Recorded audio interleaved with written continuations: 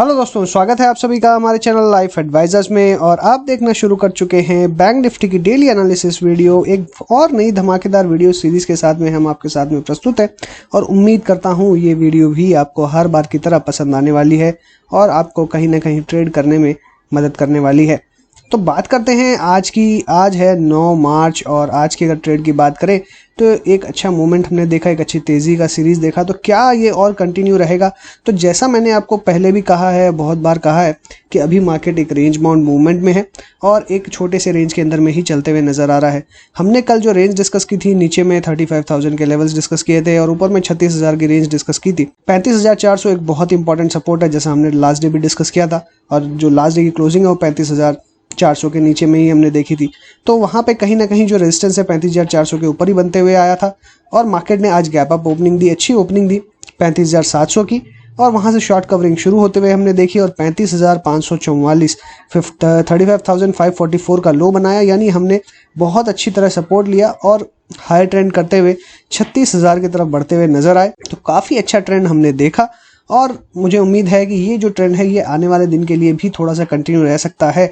लेकिन क्या इसे ब्लाइंडली फॉलो करना चाहिए? देखिए, अभी जिस तरीके से ट्रेंड है, मार्केट एक रेंज बाउंड मूवमेंट में है।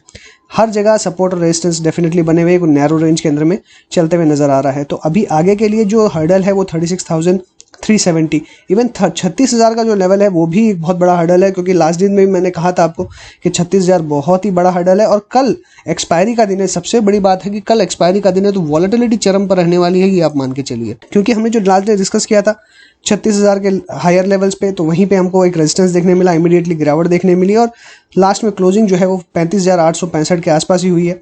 तो जिस तरीके का ट्रेंड दिख रहा है, डेफिनेटली कल मुझे लगता है 36,000 के ऊपर में ओपनिंग होते हुए दिखाई देगी। लेकिन अगर आप आज की बैंकिंग की मूवमेंट देखेंगे तो जो लीड है वो सिर्फ और सिर्फ हेवीवेट बैंक्स की तरफ से है। बाकी ओवरऑल बैंकिंग स्टॉक्स के अंदर में अच्छी खासी गिरावट देखने के लिए ही मिली है हमको। तो क्या हमें आगे और एग्रेसिव बाइंग करनी चाहिए? या देखिए, अभी एग्रेसिव बाइंग करने की कोई जगह नहीं दिखाई देती है, इसलिए बिल्कुल भी एग्रेसिव बाइंग ना करें। पोजिशनल बाइंग करें, छोटी छोटी रेंज के लिए बाइंग करें। नीचे मिलता है खरीदे, ऊपर मिलता है बेचे, दैट्स इट। इंट्राडे के अंदर में ज़्यादा पोजीशंस भी रखना भी खतरनाक है, वॉलेटिलिटी बहुत ज़्यादा है, इसलिए छोटी पोजीशंस रखें, छोटे लॉट साइज के साथ में ट्रेड करें, वही ज़्यादा आपके लिए बेहतर होगा। और आने वाले दिन के लिए अभी भी जो 36,000 का लेवल है, 36,000 का, वो एक बड़ा हर्डल है। और 36,370, जैसा मैंने आपको लास्ट डे भी कहा था, ये जो एक लेवल है ये बहुत ही बड़ा मेजर हर्डल है। तो 36,370 का जो लेवल है ये एक इंपॉर्टेंट हर्डल है। तो आपको अपसाइड वहां तक दिखाई देगी, जो कि लगभग यहाँ से अगर हम देखें तो 500 पॉइंट की दिखाई दे रही है। और वहीं पे नीचे में जो सपोर्ट है वो आज का जो लो है वहीं बनते हुए नजर आएगा 35,500 का। हालांकि अगर हम एक और सपोर्ट अगर लेने की कोशिश करें तो आज की जो ओपनिंग है 35,700 की, ये भी एक अच्छे सपोर्ट की तरह एक्ट कर सकती है। तो क्लियरली जो मुझे समझ में आ रहा है वो एक क्लियर है यहाँ पे कि जो 36,370 की रेंज है ये एक इंपॉर्टेंट रेजिस्टेंस है। इमीडिएटली ऊपर में थोड़ा सा और अगर जाएं तो 36,600, तो यहाँ पे जो 36,600 से लेकर 36,370 की रेंज है ये एक इंपॉर्टेंट हर्डल है। इसे पार करना काफ़ी मुश्किल होता हुआ नजर आएगा आपको। और वहीं पे नीचे में सपोर्ट जो है वो 35,400 का, और इसी रेंज में मार्केट हम देख रहे हैं कि बार बार आता है और यहाँ से अच्छी खासी गिरावट होती है। इसलिए 36,370 अपसाइड के अंदर में। नीचे के अंदर सपोर्ट की बात करें तो 35,700 एक अच्छा सपोर्ट बना हुआ रहेगा, जो कि आज का ओपनिंग लेवल था। अगर थोड़ा सा और गिरावट होती है तो 35,600, लेकिन ये वैलिड है, ये जो लेवल वैलिड है ये सिर्फ गैप अप या एक अच्छी तेजी के समय वैलिड रहेगा। ये अगर मार्केट बुलिश रहता है तो ये लेवल रहेंगे। अगर मार्केट बेयरिश हो जाता है, और ये हो सकता है कि हायर लेवल से एक प्रॉफिट बुकिंग आते हुए दिखाई जाए 36,370 के आसपास से, तो वहां से अगर प्रॉफिट बुकिंग आती है तो भी हमारा सपोर्ट जो है वो इसी लेवल पे रहेगा। तो डेफिनेटली बुलिश सिचुएशन में ये लेवल्स रहने वाले हैं। बेयरिश सिचुएशन अगर रहती है, मार्केट अगर फ्लैट खुलता है और नेगेटिव खुलता है, तो नीचे में 35,400 एक इंपॉर्टेंट सपोर्ट की तरह एक्ट करेगा और ऊपर में 36,000 ही एक इंपॉर्टेंट बैरियर की तरह रहेगा। तो 36,000 से लेकर 35,400 अगर मार्केट फ्लैट टू बेयरिश रहता है तो। हालांकि मुझे जो बुलिशनेस है वो ज़्यादा दिखाई दे रही है, इसलिए ज़्यादातर मुझे जो रेंज दिखाई दे रही है वो दिखाई दे रही है 36,370 से लेकर 35,700 तक की। बैंक निफ्टी के अगर ऑप्शन चेंज की बात करें तो चेंज इन ओपन इंटरेस्ट अगर देखा जाए तो 36,000 के आसपास में बहुत ही ज़बरदस्त कॉल अनवाइंडिंग होते हुए दिखाई दी है। तो कल ही इसमें एक नया ओपन इंटरेस्ट जो है वो ऐड होते हुए हमने देखा था और बड़ी क्वांटिटी में था, वही अनवाइंड होते हुए दिखाई दे रहा है। तो डेफिनेटली जो बेयर्स के लिए रिस्क है आज की एक तेज़ी के बाद ज़रूर बन चुका है, लेकिन फिर भी अभी भी मैक्सिमम ओआई जो है वो 36,000 पे ही है, ये आपको ख्याल रखना होगा। इसलिए जैसा मैंने कहा कि जो रेंज है 36,000 की बहुत बड़ा एक रेजिस्टेंस जो है वो 36,000 पे बना हुआ है। और आज एक चीज़ आपको ख्याल रखना होगा कि मार्केट में बैंकिंग सेक्टर में ओवरऑल तेज़ी नहीं हुई है, सिर्फ और सिर्फ हेवी वेट स्टॉक्स के अंदर में ही तेज़ी हुई है। तो आप ये कह सकते हैं कि हेवी वेट स्टॉक्स के अंदर में कहीं ना कहीं शॉर्ट कवरिंग होती हुई दिखाई दी, उसके कारण मार्केट अप है। इसलिए बहुत ज़्यादा बुलिशनेस हमें नहीं रखनी है, अभी भी मार्केट रेंज में है और जो रेंज मैंने डिस्कस करी है उसी रेंज के अंदर में आपको रहता हुआ दिखाई देगा। 36,000 के कोई भी लेवल ऊपर आता है, अगर इसके ऊपर में कम से कम 1 से 1.5 घंटे अगर रहता है तो शॉर्ट कवरिंग डेफिनेटली पॉसिबल है और फिर आप तेज़ी की तरफ ही मूव करते हुए दिखाई देंगे और बड़ी तेज़ी आपको देखने मिलेगी। इवन 36,370 जो मैंने लेवल डिस्कस किया है वो भी ब्रेक होता हुआ दिखाई दे सकता है। लेकिन जो ओवरऑल सिनेरियो है वो क्लियर है, अभी भी मार्केट एक रेंज में है, तो उस चीज़ का बिल्कुल ख्याल रखें। और यहाँ से जो सिग्निफिकेंस हमें मिल रहा है वो क्लियरली यही है कि सपोर्ट बिल्टअप हुआ है। शॉर्ट्स डेफिनेटली आज की तेज़ी का थोड़े से कवर हुए हैं, बट बहुत ज़्यादा बुलिशनेस होगी अभी भी क्लियर नहीं है। और वो क्लैरिटी हमको कहाँ से मिलेगी, वो मिलेगी हमें क्यूमुलेटिव ओपन इंटरेस्ट से। तो 36,000 पे देखें तो अभी भी बहुत बड़ी कॉल्स की हुई है, मतलब शॉर्ट्स अभी भी बहुत ज़्यादा बने हुए हैं। और उसके ऊपर की अगर बात करें तो 36,500 36,500 के ऊपर में नेक्स्ट रेजिस्टेंस है और यहाँ पे 37,000। तो जैसा मैंने कहा आपको कि 36,000 पे हो सकता है कि यहाँ पे रेजिस्टेंस जो है ये कम हो जाए, ये शॉर्ट कवरिंग हो जाए, लेकिन 36,500 को पार करना काफ़ी मुश्किल है। इसलिए रेजिस्टेंस लेवल जो है 36,350 या 370 का जो भी लेवल है वहाँ पे आपको देखने मिलेगा और वहाँ से फिर से एक गिरावट हो सकती है। तो वॉलेटिलिटी डेफिनेटली रहेगी और 35,400 का जो सपोर्ट है ये डेफिनेटली आपको बनते हुए नजर आएगा, वो क्लियरली हमको यहाँ से दिखाई दे रहा है। इसलिए 35,400 एक स्ट्रॉन्ग सपोर्ट है और जो रेंज हमने डिस्कस करी थी शुरुआत में बुलिश और बेरिश, उसी के बीच में आपको मार्केट चलता हुआ नजर आ सकता है।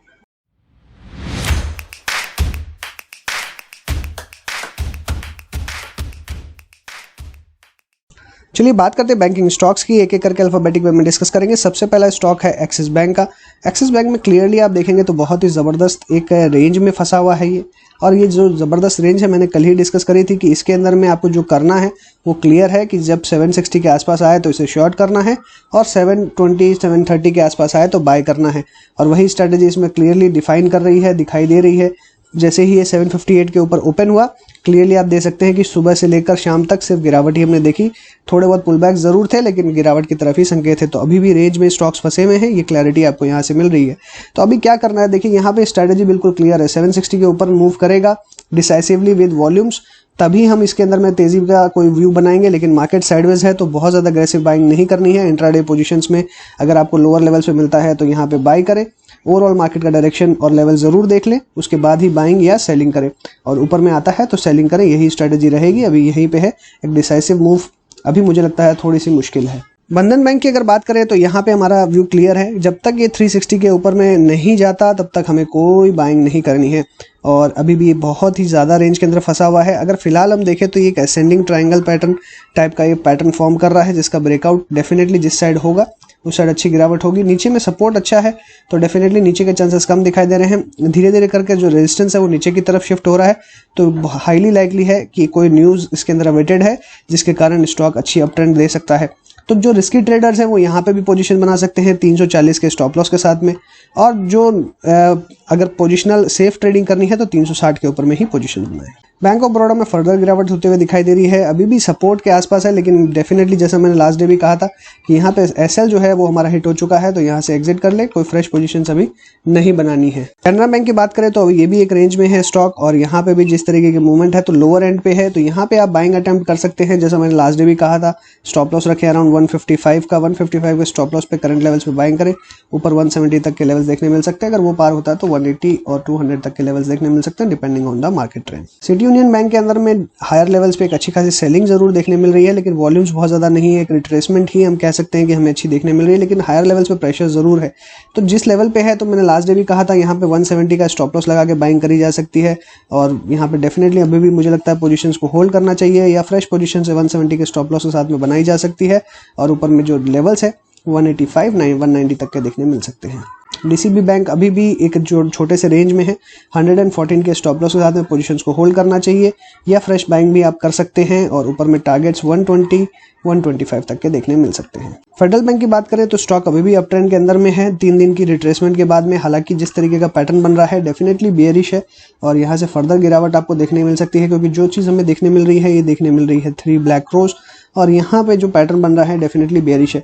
तो यहाँ पे जो सपोर्ट है वो 84 का है, 84 का स्टॉप लॉस लगा रखें, या 84 के नीचे जाता है तो 80 तक के लेवल्स आपको डेफिनेटली देखने के लिए मिल सकते हैं, इसलिए इस बात का बिल्कुल ख्याल रखें, लॉन्ग पोजीशन इनिशिएट हड़बड़ी में ना करें। HDFC बैंक के अंदर में अभी भी साइडवेज पैटर्न है और अभी भी डाउन ट्रेंड के अंदर में है। तो जैसा मैंने कहा कि बहुत ज़्यादा अग्रेसिव बाइंग नहीं करनी है। डेफिनेटली जिन्होंने लॉन्ग्स बनाया है कल आपको खुलते ही इसमें प्रॉफिट बुक कर लेना चाहिए, यही सबसे बेस्ट राय रहेगी। कोई अग्रेसिव पोजीशंस यहाँ पे बनाना नहीं चाहिए आपको। ICICI बैंक की बात करूं तो यहाँ पे कोशिश ज़रूर कर रहा है ये स्टॉक, अगर देखें तो एक चैनल जो इसने बनाया है उसको ब्रेक करने की, क्योंकि जिस तरीके से मूवमेंट है डेफिनेटली कोशिश करेगा ब्रेक करने की। अगर यहाँ से ब्रेक होता है तो अच्छी तेज़ी बन सकती है, और उसमें मैंने पहले भी आपको कहा है कि 620 के बाद में एक अच्छी बाइंग हो सकती है, और 625 के आसपास क्लोज हुआ है। कोशिश होगी वापस ऊपर जाने की। 640 का स्टॉप लॉस लगा के रखें अराउंड आज के लो का, 612 का स्टॉप लॉस रखें। तेज़ी में हैं तो बने रहें, 640 के आसपास आपको प्रॉफिट बुकिंग करने का मौका मिलेगा। 640 के ऊपर सस्टेन करेगा तो 660 680 तक का, लेकिन डेफिनेटली बहुत ज़्यादा तेज़ी में जैसे मैंने कहा उम्मीद नहीं है। 640 के आसपास प्रॉफिट बुक कर ले। IDFC बैंक की बात करें तो हायर लेवल्स पे थोड़ा कंसोलिडेशन चल रहा है और एक अच्छे छोटे से रेंज के अंदर में ही हमको दिखाई दे रहा है। 64 का स्टॉप लॉस रख के लॉन्ग पोजीशन होल्ड करनी चाहिए। 67 के आसपास ही लॉन्ग पोजीशन बनाने की सलाह दी थी, और धीरे धीरे ये स्टॉक मुझे लगता है कि थोड़ा कंसोलिडेशन जरूर करेगा, और उसके बाद में एक अच्छी मूवमेंट या ब्रेकआउट जब आएगा तो 70 से लेकर 75 तक के टारगेट्स डेफिनेटली देखने मिलेंगे। इंडियन बैंक में हमको एक ब्रेकडाउन देखने के लिए मिल रहा है, और यहाँ पे 135 का हमारा स्टॉप लॉस था, तो स्टॉप लॉस जो है वो हमारा हिट डेफिनेटली नहीं हुआ है। लेकिन इसमें जो न्यूज़ आ रही है QIP के थ्रू पैसे जुटाने की, तो डेफिनेटली इसको स्टॉक को थोड़ा सा नीचे पुश करेगी, तो डेफिनेटली एग्जिट कर लेना चाहिए स्टॉक से। कोई पोजीशन नहीं बनानी चाहिए। 120 अच्छा बेस है, 120 125 के बीच में एक अच्छा बेस है, यहाँ पे आते हुए दिखाई दे सकता है। इंडसइंड बैंक की बात करें तो 1014 इसका एक अच्छा सपोर्ट था, तो आज भी इसने रीटेस्ट किया, नीचे जाते हुए दिखाई दिया, बट ब्रेक नहीं किया है। क्लोजिंग के हिसाब से अगर देखा जाए तो क्लोजिंग के हिसाब से एक रिवर्सल के संकेत हमको यहाँ पे मिल रहे हैं कि एक यहाँ से वापस से एक पुल बैक जो है वो देखने के लिए मिल सकता है। और पुल बैक कितना बड़ा हो सकता है? पुल बैक अभी 1040 1060 के बीच में दिखाई देता है, इस रेंज के बीच में आ सकता है। जिसकी पोजीशंस फंसी हुई है वो इस रेंज के अंदर में एग्जिट कर सकते हैं। स्टॉप लॉस रखना है 1014 का।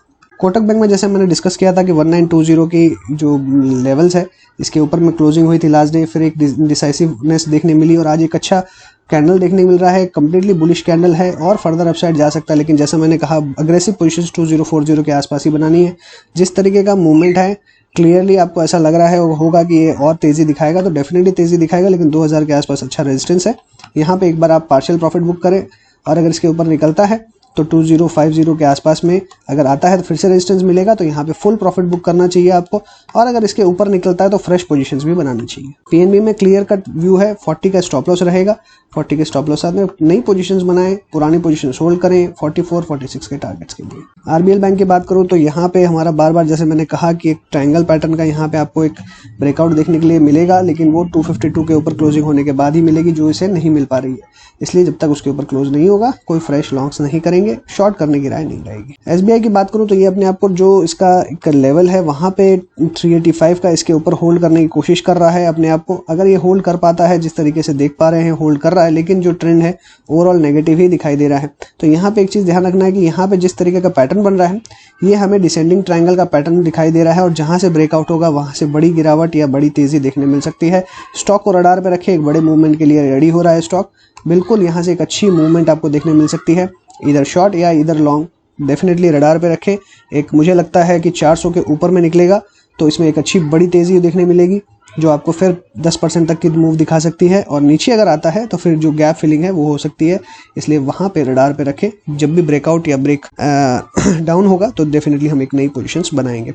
सो इसी के साथ मैं अपनी बात को मैं वाइंड अप करूँगा। अगर आपको अच्छा लगा हो तो लाइक कीजिएगा, दोस्तों के साथ शेयर कीजिए, कमेंट बॉक्स में लिखना ना भूलें। चैनल सब्सक्राइब नहीं किया है तो तुरंत कर दीजिए, साथ ही बेल आइकन दबाइए ताकि टाइमली अपडेट्स आपको मिलती रहे।